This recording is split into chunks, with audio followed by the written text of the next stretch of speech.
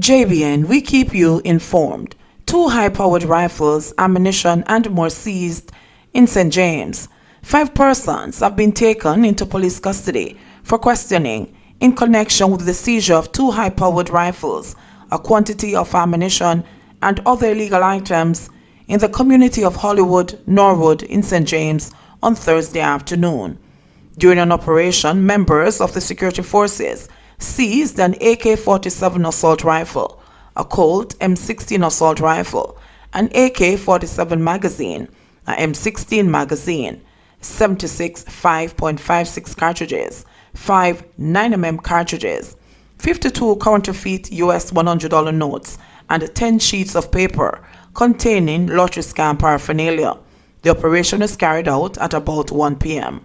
Thursday's gun find comes sharply after the police seized a firearm and 4 rounds of ammunition during an operation in Greenwood in the parish on Tuesday. Reports are that during an operation at about 12:40 p.m. on Tuesday, the police seized a 9mm Ruger pistol with a magazine containing 4 9mm rounds of ammunition. No one is arrested in connection with that seizure. Family expresses distress at the method used to return loved one, as the government moves to process the recently repatriated cruise ship workers from the Royal Caribbean's Adventure of the Seas and reunite them with their families. For many relatives, the return has been bittersweet. I was glad to hear my husband was going to be coming home, a now distraught Portland wife said, but now I am so embarrassed.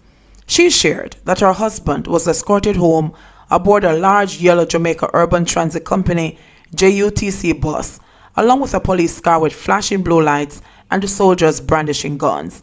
The whole community come down to see what was going on, and I wonder who sick with COVID are dead, the woman who did not wish to be identified said. The woman estimates that near 100 people converged close to her premises with eyes peering to see what was happening. I was too scared to go outside. When I looked through the window and see all the people, she said. While acknowledging that her fears of any harm have not been materialized, she said that the stigma associated with the coronavirus infection is now at her doorsteps. My husband has been tested. He does not have the virus, but people are going to be talking all kinds of things. I don't know, she said, now in tears. You have to find a better way to carry on, people. Oh my God, this is too much. I don't know. There's still the joy out of him coming home. Responding to queries about her husband's welfare, she said he too had been a bit shaken up. The wife said she saw a scene in a town center nearby last week similar to her experience, and it startled her. When I finally heard what it was, I called the ministry and the COVID-19 number to get someone to ask if that's how my husband would come home, but could get no answer. I wanted to avoid this, she explained. But see it there, right at my yard. Reports of a similar scene of a case of a suspected Alorica call center worker being returned to the residence in St. Catherine, from which he had been picked up with bells and whistles. I saw the big JUTC bus come into the community with a police car with it and considered it strange. It seemed to pique the interest of other residents, and everyone was looking. The only thing was that it was Labor Day after the curfew, so people weren't out and about, an Eltham Park resident said. They can't tell people not to stigmatize people and then take them home like this, he said. The government has employed a number of strategies, including a media campaign and advisories at various press conferences to encourage the public to desist from discriminating against individuals and family members who have been affected by the COVID-19 crisis in any way.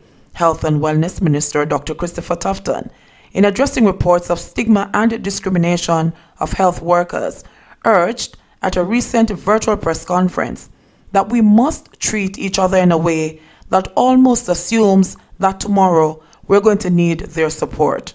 We really need to cut the eight and work together as a country and as communities to overcome. Some 1,044 ship workers returned to the island last week on board the Adventure of the Seas. They have since been landed and tested, and those without the novel coronavirus reunited with their families. Reports are that less than 2% of the crew workers have been quarantined after being tested. Carnival Cruise leaves Falmouth Pier after 254 Jamaicans disembark. All 254 Jamaican crew members aboard the Carnival Cruise Line's Carnival Glory, which had docked at the Falmouth cruise ship pier in Trelawney on Tuesday, have disembarked. Regional Director of the Western Regional Health Authority, Errol Green, said this afternoon that the crew members were processed and tested for the coronavirus earlier and later taken to the Grand Bahia Principe Hotel in St. Anne, where they will await the test results.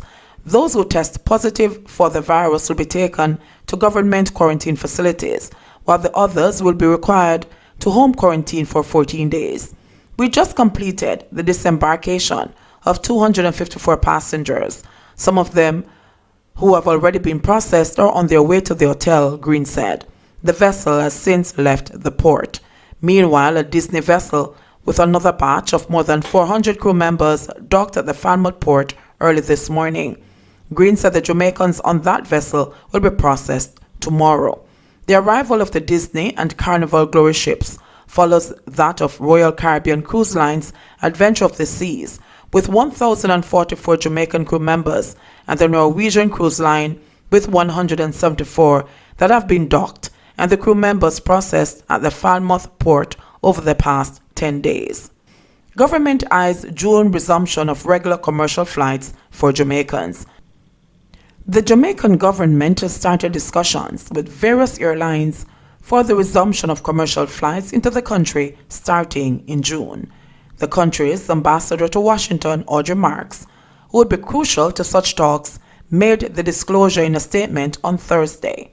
It followed Wednesday's Jamaica House press conference, in which Prime Minister Andrew Holness announced that the administration would begin to focus its efforts on getting Jamaicans home by here as of next week.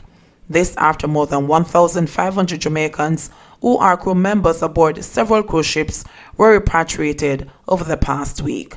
Several thousand Jamaicans, many of whom are in the United States, have reportedly indicated that they too want to return home.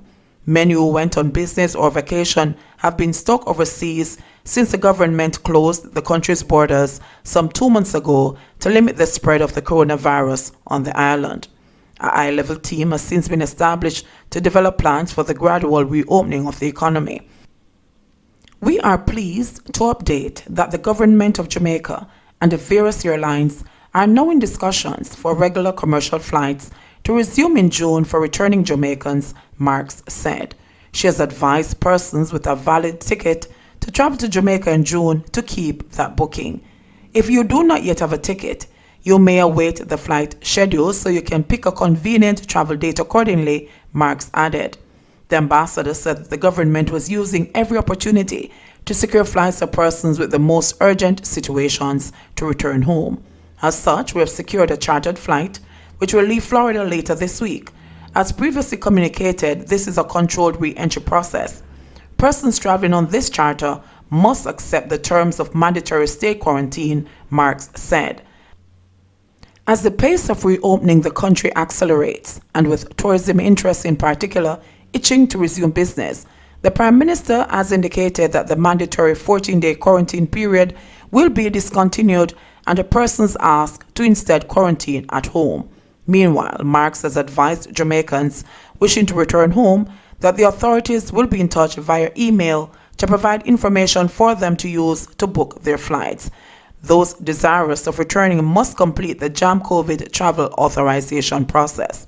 For persons planning to travel from ATL, JFK or BWI and the persons preferring home quarantine, these protocols are being finalized and we will look forward to providing another update to make your travel plans next Monday, June 1st. We thank you for your patience and understanding, Marks concluded. COVID-19 Task Force recommends phased reopening of Jamaica's borders. The COVID-19 Economic Recovery Task Force, appointed by Prime Minister Andrew Holness, has recommended a phased reopening of Jamaica's borders under new normal procedures consistent with public health guidance. The country's air and seaports were closed in March as the government implemented measures to slow the spread of COVID-19. The task force said its recommendation to reopen the borders follows the recent projections of the BIOJ for economic contraction of 12 to 14% for the April 2020 to June 2020 quarter, as well as the latest figures on COVID-19 infections in the island. Yesterday, the Ministry of Health and Wellness confirmed that there were no new positive cases recorded over 24 hours from Wednesday afternoon.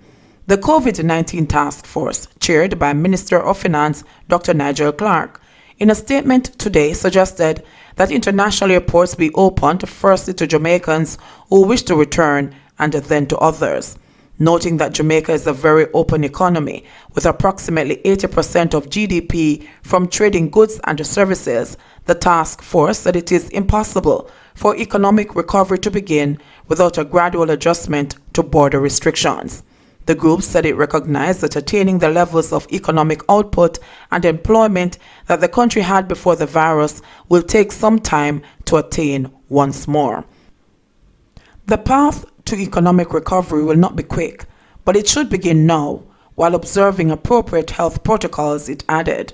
Meanwhile, the task force said it has established a working group consisting of labor, health, and productive sector specialists, which is far advanced in the development of protocols designed to protect the health of the Jamaican worker, while allowing that worker to provide for his or her family. These protocols, it said, will be published and disseminated within the next week, and within the view of the task force, these protocols will provide the basis for a timely reopening. In addition, the Ministry of Health has signaled that it stands ready to work with all stakeholders to achieve the objectives of economic recovery, the task force informed. The task force was established to provide policy and other recommendations that give the best opportunity for jobs and economic recovery in light of the impact of the COVID-19 pandemic. It consists of 26 members, including ministers of governments, the president of the Confederation of Trade Unions, and others from the labor movement, members of civil society, and the presidents of business groups. JBN, we keep you informed. Please remember to subscribe, like, share, leave us a comment, and click the notification bell to receive our daily news items.